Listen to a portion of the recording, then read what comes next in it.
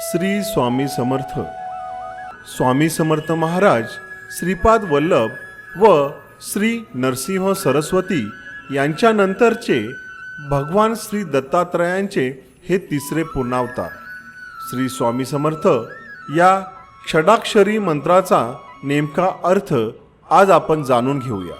सन 2024 नवीन वर्ष सुरू झालेले आहे. नवीन वर्षात अनेकांनी नवीन संकल्प केले असतील. सन 2023 अनेक अर्थाने वेगळे ठरले. पुन्हा असा अनुभव येऊ नये असे साकडेच कोट्यावधी भाविकांनी देवासमोर घातले असणार हे नक्कीच. भारतीय संस्कृती अनेकविध थोर महापुरुष होऊन गेले. यातील एक महत्त्वाचे नाव म्हणजे श्री स्वामी समर्थ महाराज.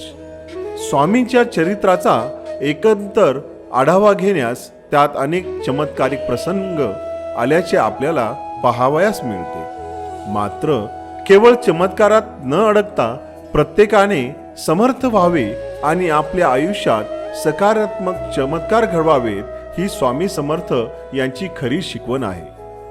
असे सांगितले जाते की श्री स्वामी समर्थ नावाचा जयघोष किंवा नामस्मरण हजारो भाविकांकडून अगदी न चुकता केले जाते. श्री स्वामी समर्थ या सिद्ध मंत्राचा नेमका अर्थ काय आहे हे आज आपण पाहूया. भारतात शेकडो देवी देवता आणि त्यांचे हजारो मंत्र आहेत. प्रत्येक जण आपापल्या श्रद्धेनुसार त्याचे पठण करत असतो. प्रत्येकाला संस्कृत भाषेतील मंत्र स्तोत्रे म्हणता येतात असे नाही. म्हणूनच अनेक मंत्र स्तोत्र सहज सुलभ आणि सोप्या भाषेत अनेक संत महंतांनी रचलेली आढळून येतात. स्वामी समर्थ महाराज श्रीपाद वल्लभ व श्री नरसिंह सरस्वती यांच्या नंतरचे भगवान श्री दत्तात्रयांचे ते तिसरे अवतार मानले जातात. भिवू नकोस, मी तुझ्या पाठीशी आहे हा स्वामी समर्थांचा आश्वासक मंत्र असून अशक्य ही शक्य करतील स्वामी अशी कोट्यावधी भाविकांची श्रद्धा आहे. ओम नमः शिवाय, दुर्गाय नमः, श्री गुरुदेव दत्त हे जसे षडाक्षरी तारक मंत्र आहेत, अगदी त्याचप्रमाणे श्री स्वामी समर्थ हा सद्गुरु अनुग्रहित तारक मंत्र आहे असे सांगितले जाते. षडाक्षरी स्वामी नाम श्री स्वामी समर्थ हे महाराजांचे नाव नाही, तर ब्रह्मांड गस्तीय अद्वैत प्रकृती पुरुषात्मक तारक बीज मंत्र आहे अशी मान्यता आहे. या तारक मंत्राचा मतितार्थ योग्य पद्धतीने समजून घेऊन त्या योगे आत्मचरण करण्याचा प्रयत्न करणे उपयुक्त मानले जाते.